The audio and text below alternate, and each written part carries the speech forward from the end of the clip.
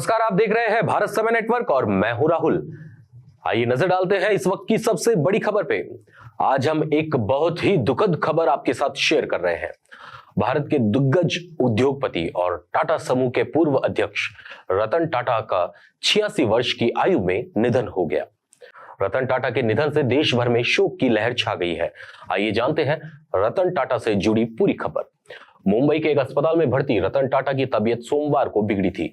उन्होंने खुद social media पर पोस्ट करके लोगों से अफवाहें न फैलाने की अपील की थी, लेकिन बुधवार देर रात उनकी हालत नाजुक हो गई और आईसीयू में भर्ती होने के कुछ घंटों बाद ही उन्होंने अंतिम सांस ली। टाटा ग्रुप ने उनके निधन की पुष्टि की और इसके साथ ही देश के तमाम क्षेत्रों में शोक की लहर दौड़ गई। प्रधानमंत्री नरेंद्र मोदी, राष्ट्रपति द्रौपदी मुर्मू और अन्य प्रमुख हस्तियों ने उन्हें श्रद्धांजलि दी है। रतन टाटा सिर्फ एक सफल उद्योगपति ही नहीं, बल्कि ईमानदारी और परोपकार की मिसाल थे।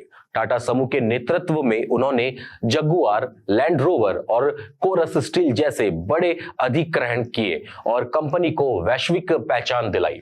उनकी सोच केवल व्यापार तक सीमित नहीं रही।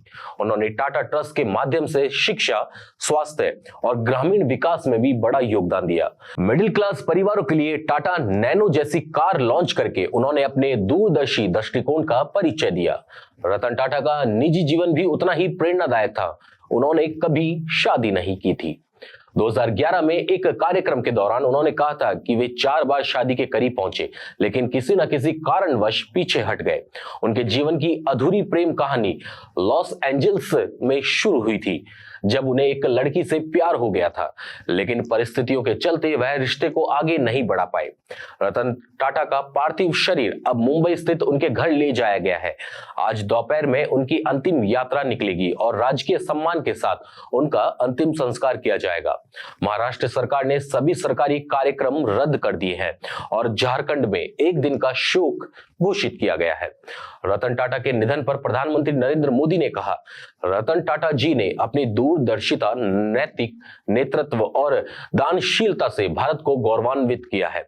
वह एक ऐसे नायक थे जिन्होंने व्यापार की दुनिया के साथ साथ समाज सेवा में भी महत्वपूर्ण योगदान दिया। उनका जाना हम सभी के लिए एक अपूरणीय क्षति है। रतन टाटा को पद्म भूषण और पद्म विभूषण जैसे सम्मानों से नवाजा गया है।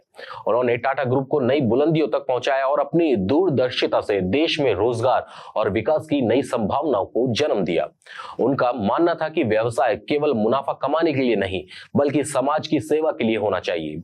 रतन टाटा के नेतृत्व में टाटा समूह ने विभिन्न क्षेत्रों में अपनी पहचान बनाई, लेकिन सबसे बड़ी बात यह थी कि उन्होंने हमेशा देश के विकास को प्राथमिकता दी।